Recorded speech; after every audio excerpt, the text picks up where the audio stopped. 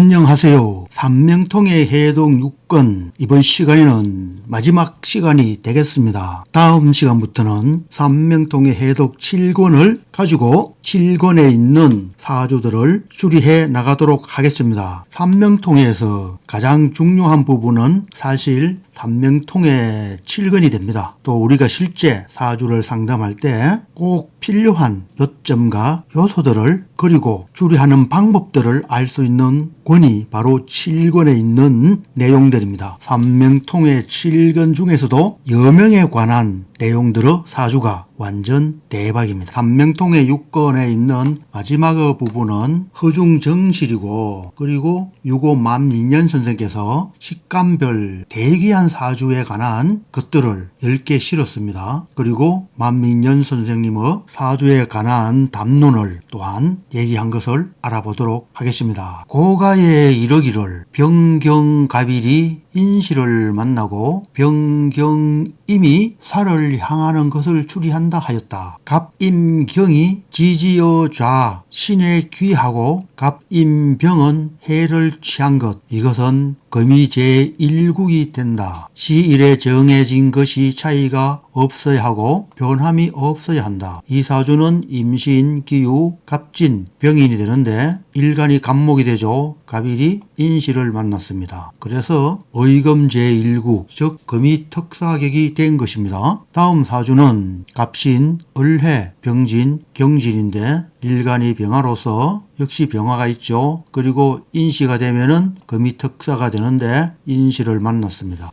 그래서 금이 특사격이 되는 사주라고 하겠습니다. 다음에는 각 십간별로 아주 귀하게 되는 그런 사주의 예를 10개를 드러놨습니다. 그에 관한 내용을 알아보겠습니다. 갑, 을, 병, 정, 무, 기, 경, 신, 임, 개, 연간에 있는 식감들이 만나는 귀한 사주가 되는 그러한 것들을 예시가 됩니다. 갑연간은 정묘, 을미, 무인이 되고 을연간은 계묘, 갑술, 을해가 되고 병연간은 경인, 정사, 병호가 되고 정연간은 병호, 임진, 정미가 되고 무어연간은 임술, 기축, 무인이 되고 기어연간은 신미, 기미, 병인이 되고 경연간은 갑신, 경신, 신사가 되고 신연간은 병신, 경호, 신사가 되고 임연간은 신해, 임술, 정미가 됩니다. 그리고 마지막으로 계연간은 병진, 병진, 무자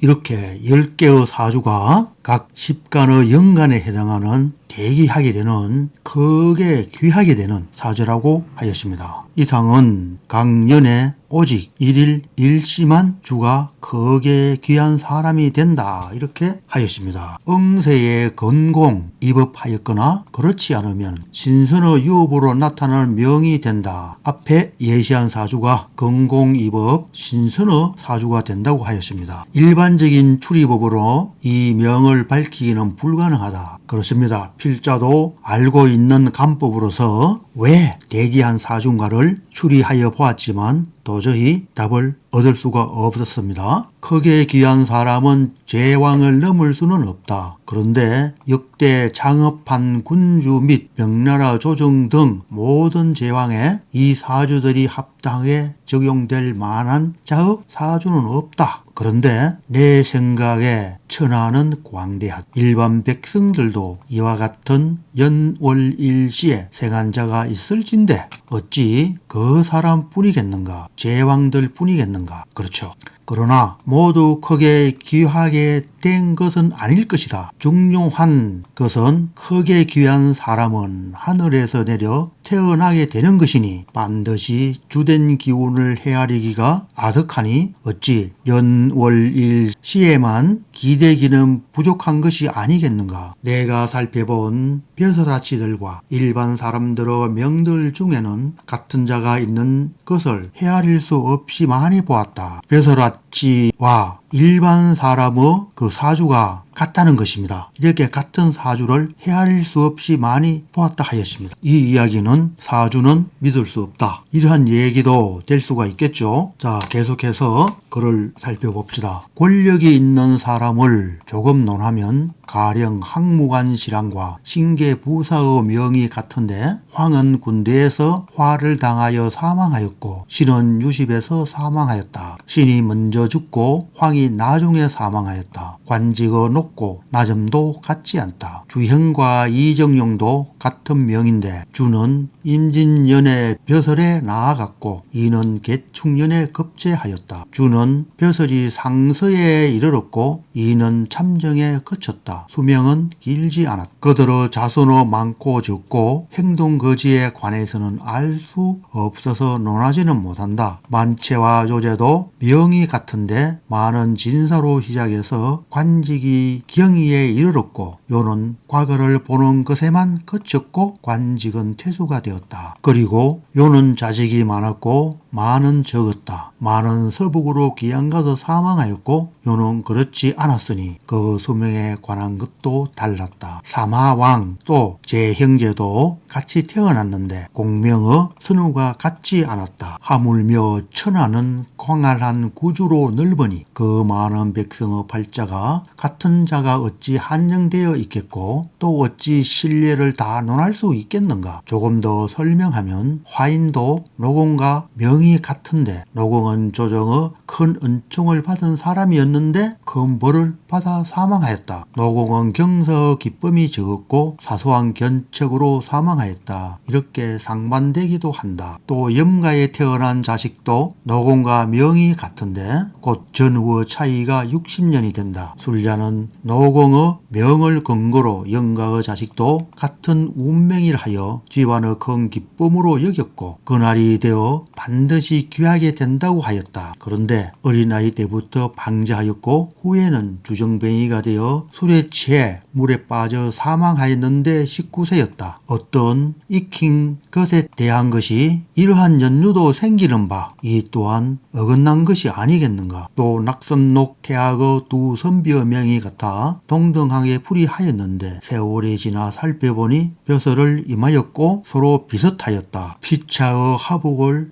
알 수 있었는데 뒤에 한 명은 악주로 발령받았고 한 명은 황주로 발령받았다. 황주로 간 자는 오래지 않아 사망하였고 악주로 간 자가 뒤 일을 맡아 다스렸고 충문도 읽었다. 나와 공이 같은 연월 일시에 태어났고 태어난 곳도 같다면 공이 먼저 벼슬을 폐하고 나도 벼슬에서 파직되고 내가 지금 죽는다면 7일 후에 공은 사망하게 되는 경우가 어떻게 된 것이냐. 그래서 영이 있는 꿈에 어떡하여 고하니 그 밤의 꿈에서 결과에 이르게 되었는데 부귀하게 태어나 향락을 누리고 공은 미천하게 태어나 향락을 누리지 않아서 더 살게 된 것이라 하였다. 후에 악은 벼슬이 정군에 이르렀는데 어찌 두려워 경탄스럽지 않겠는가. 향락을 지나치게 누리지 않았기 때문이리라. 또 우리 관청의 사람 중에 안수방 생엄과 창민 원대강의 명이 같은데 안은 가난하고 원은 부유하고 안은 자식이 많고 원은 자식이 겨우 둘이고 안은 살아있는데 원은 이미 사망하였다. 안은 공부하여 예절을 지키고 질병으로부터 자기 보호할 수 있었고 세공을 바치는 출신이고 원은 이와 반대의 사람이었다. 이렇게 모든 명을 관찰하여 헤아려 보니 어찌 소생한 집안이 각각 같지 않을 것이고 개개인의 습관과 직업 또한 다르지 않겠는가. 이렇게 다 다르지만 몸을 보호하고 수양하고 검소하게 생활하면 오래 살 수 있을 것이다. 즉 어떠한 사람들이라도 각기 스스로 복을 구하여야 복이 많이 따를 따름일 것이다. 스스로 행복을 느끼는 사람만이 행복하다고 하였잖아요. 바로 그런 이야기죠. 자기 스스로 복을 구하여야 복된 사람이 된다는 것입니다. 만약 자기의 명이 부귀하고 장수하게 되는 명이 된다고 하여도 덕을 닦지 않고 학문에 정진하지 않고 교만 방자하게 법을 어기면 어찌 명이 이른바의 명이 되겠는가. 결국 사주팔자의 형상은 상적 개념이라는 것입니다. 절대적 개념이 아니고 형상적, 그러하니 형상일 뿐이지 꼭 그렇게 될 수밖에 없는, 즉 100% 그렇게 될 수밖에 없는 것이 아니라는 것이죠. 형상적이기 때문에, 즉 모양 비슷한 모양이라는 것이지 100% 확실하게 딱 같은 것이 아니라는 것이죠. 그래서 원주율 파이는 무한대가 되는 것입니다. 세상의 모든 주기는 원의 궤도를 갈 수밖에 없는, 원의 궤도로 흐르게 되는 그런 운명일 따름이기 때문에 그러한 것입니다. 태어난 환경, 태어난 곳, 태어난 곳의 생활 습관, 태어난 곳의 철학, 태어난 곳의 도덕, 태어난 곳의 지형, 이러한 형상에 따라서 사주는 다르게 나타날 수가 있다고 한 것이 유고 만민영 선생님의 마지막 글이 되고, 그리고 스스로 복을 구하기 위해서 마음을 닦고 적선을 하고 교만 방자하게 굴지 않고 그렇게 하면은 결과적으로는 복을 받게 되는 그런 삶이 된다고 한 것으로 생각하시면 되겠습니다.